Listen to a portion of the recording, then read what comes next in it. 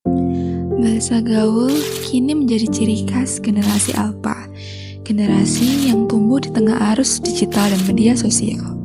Istilah-istilah baru muncul dengan cepat, mencerminkan gaya hidup serta kreativitas mereka.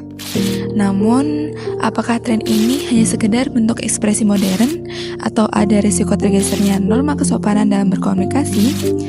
Dalam video ini, kami akan membahas lebih dalam tentang fenomena ini dan dampaknya pada budaya serta nilai-nilai sosial.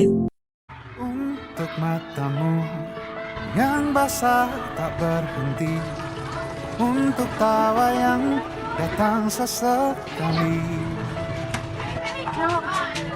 di titik gelap dan terang. Halo, perkenalkan nama aku Feliciana. Halo, nama aku Saadia Salsabila. Halo, perkenalkan nama aku Deahyu Artanti.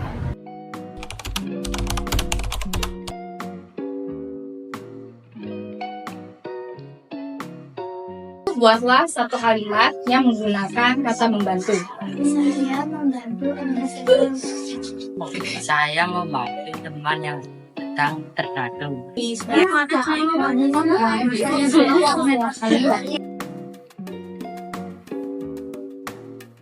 Zia membeli 3 buku tulis seharga 8.000 per buku. Berapa total uang yang harus dibayarkan Zia? 24.000.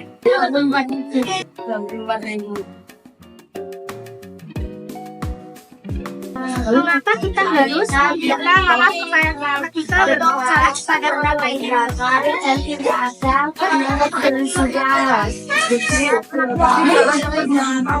Mengakui kesalahan diri sendiri karena kita salah.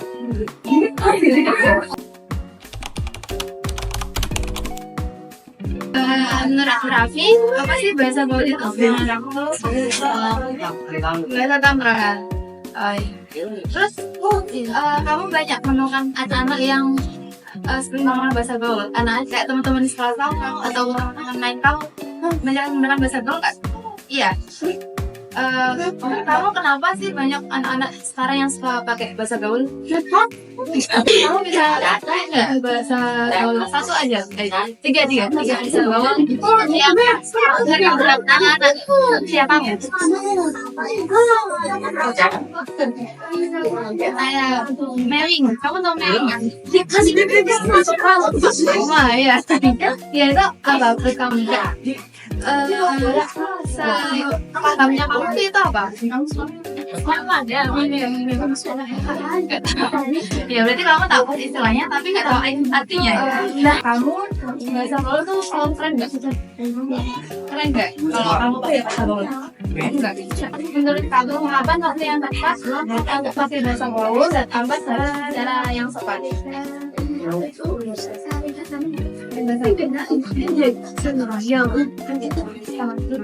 sopan data yang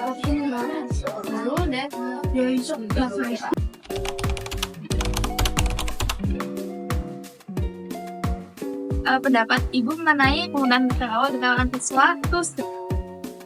bahasa gaulnya anak-anak tiap generasi itu kan ada perbedaan. Semakin hari semakin kaya kosakatanya, namun ada beberapa kata yang maknanya itu sebetulnya tidak sesuai dengan yang seharusnya.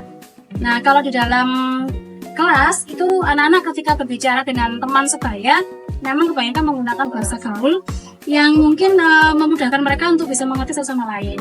Namun kalau dengan ibu gurunya, mereka masih ada yang menggunakan bahasa baku masih ada di kelas saya terutama. Lalu apakah Ibu menganggapnya sebagai masalah, tren biasa atau bagian dari perkembangan? Kalau bagi saya itu tiga-tiganya masuk. Bagian dari masalah iya, jika kita tidak bisa mengatasi, tidak bisa menangani dengan baik. Dijadikan tren juga iya, karena namanya tren itu kan di momen tertentu akan jadi booming, kemudian akan hilang. Dijadikan perkembangan juga bisa, karena nyatanya dari bahasa gaul itu juga jadi sumber penghasilan, karena ada beberapa orang yang memanfaatkan momen itu untuk membuat kamus bahasa gaul dan kemudian dijadikan ya lahan jual beli. Lalu menurut Ibu bagaimana bahasa gaul itu berpengaruh positif atau negatif terhadap perilaku siswa, terutama terkait norma kesopanan? Iya. Kalau mengenai bahasa gaul negatif atau positifnya itu mesti semua dua sisi, selalu dua sisi. Kalau sisi positifnya itu kalau guru mengikuti bahasa gaul, kadang-kadang kami menyampaikan sesuatu itu bisa lebih mudah dimengerti. Tetapi dari sisi negatifnya, kalau norma memang agak sedikit terjun, kalau saya bilang sih agak terjun bebas kalau anak-anak sekarang. Jadi kalau mereka mengatakan sesuatu menggunakan bahasa gaul itu memang terkesan kurang sopan sebenarnya.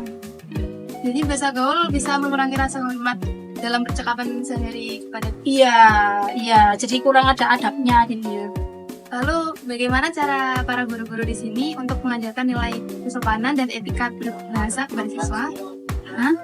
Bagaimana metode pengajarannya seperti apa? Oh ya, kami menggunakan tidak hanya metode Mbak, kami menggunakan strategi juga.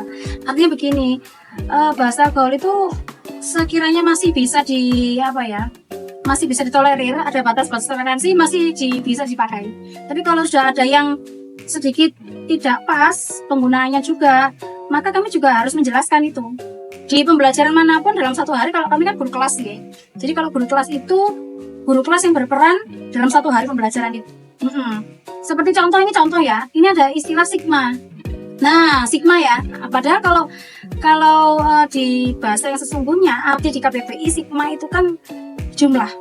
Nah, tetapi di bahasanya anak sekarang, sigma itu ada sesuatu yang menyenangkan begitu. Jadi lebih ke senang-senang begitu. Ketika saya mengajarkan matematika menggunakan istilah sigma, satu kelas tertawa. Ini kejadian benar ini. Terus saya tuh gini, Sita, iki kok dalam hati ini ya. Iki saya mengatakan sigma, kenapa anak-anak tertawa ya? Padahal saya jelaskan bahwa sigma itu adalah jumlah. Dengan simbol saya gambarkan juga simbolnya. Tapi ternyata kok ada sesuatu yang beda. Berarti memang ada beberapa istilah yang bisa ditolerir, ada yang tidak. Dari situ. Nah, kalau sudah seperti itu, maka kami sebagai guru ya harus meluruskan. Ini kan sudah miskonsepsi kalau seperti ini. Pembelajaran satu hari nggak cukup, besoknya diulang, dibiasakan.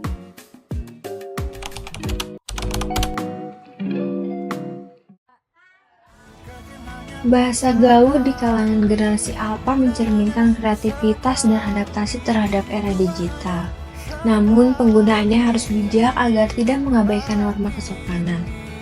Bahasa ini bukan ancaman selama digunakan dalam konteks yang tepat tanpa mengurangi rasa hormat kepada orang lain. Dengan pemahaman yang seimbang, bahasa gaul bisa menjadi sarana ekspresi yang memperkaya budaya tanpa melupakan nilai-nilai yang kita junjung.